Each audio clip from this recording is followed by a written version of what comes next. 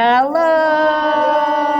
Thanks for joining us today. We're reading A Bowl Full of Peace. It's a true story. It's written by Caren Stelson, illustrated by Akira Kusaka. And I'm already loving this book.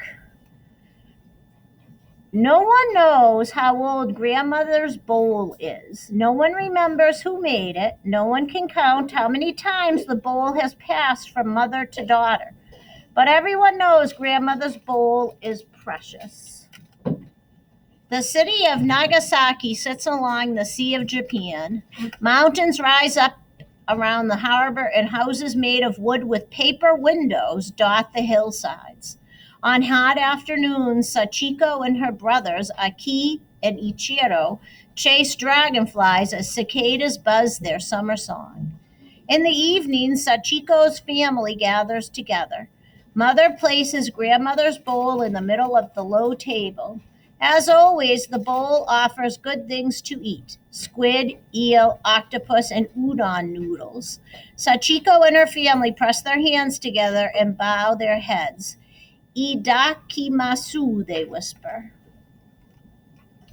As Sachiko grows older, the sounds of war come to Nagasaki.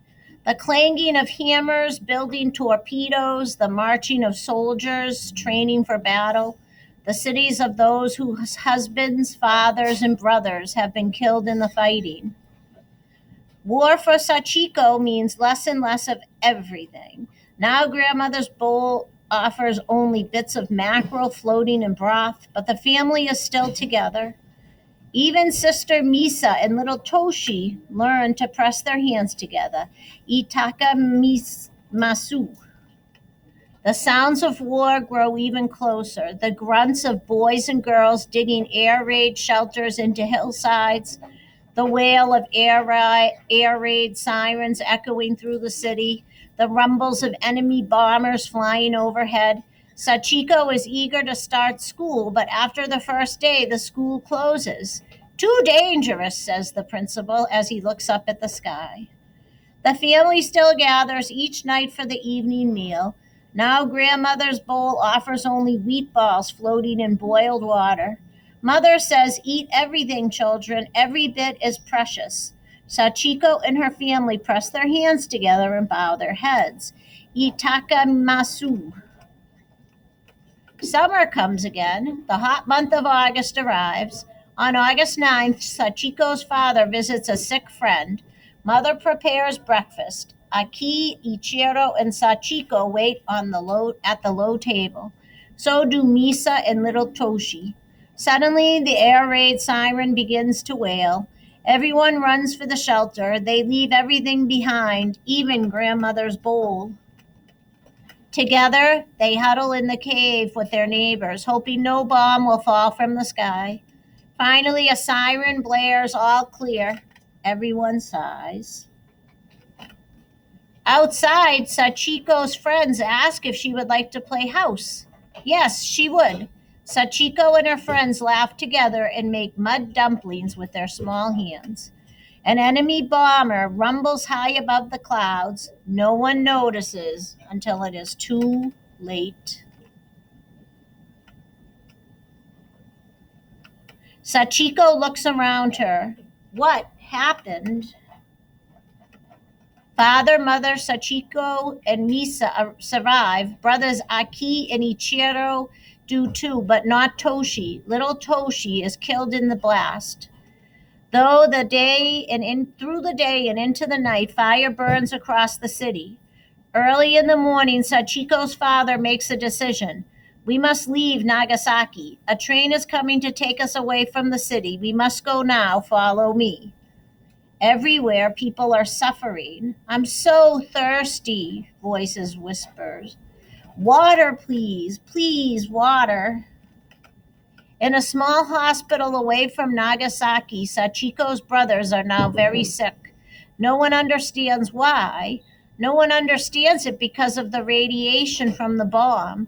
Aki dies. Then Ichiro dies. Sachiko and Sister Misa become ill. So do mother and father. Ice chips help soothe their burning throats, but nothing can stop the pain, not even the end of the war. 2 years pass before Sachiko's family returns to Nagasaki. Sachiko's father digs through the rubble that was once their home. Something glimmers in the dust, something green and shiny. Grandmother's bowl. It has survived without even a chip or crack. Everyone in Sachiko's family has touched this bowl. Everyone has eaten from it, even Aki, Ichiro, and little Toshi. At their evening meal, Sachiko's mother places the precious bowl in the middle of a wooden crate. Sachiko and her family press their hands together and bow their heads. Itaka masu. As cicadas sing their summer song, another August 9th arrives. In the morning, Sachiko's family kneels in front of the wooden crate. This time, Sachiko's mother fills grandmother's bowl with ice. Sachiko's mother speaks softly. We must never forget what happened on this day. Remember how a chip of ice eased our thirst. As the ice melts, let us remember all who suffered and all who died. We must pray that such a terrible war never happens again. 5 years pass. The radiation from the bomb makes more people sick. Sachiko's sister becomes ill and dies. Another 5 years pass. Sachiko's father becomes ill and dies. Each August, Sachiko's mother fills grandmother's bowl with ice. Sachiko and her mother watch the ice melt. Together they remember what happened. Together they pray for peace. Then Sachiko's mother becomes ill and dies. In August, Sachiko fills grandmother's bowl with ice. She bows her head as the ice melts. Grandmother's bowl is now Sachiko's to care for. Sachiko fills grandmother's bowl with good things to eat, just as her mother did. She presses her hands together and bows her head. Itakimasu. One August 9th, 50 years after the war's end, Sachiko fills grandmother's bowl with ice. She can no longer be silent about what happened to her. She must tell her story. The world must know that such a bomb can never happen again.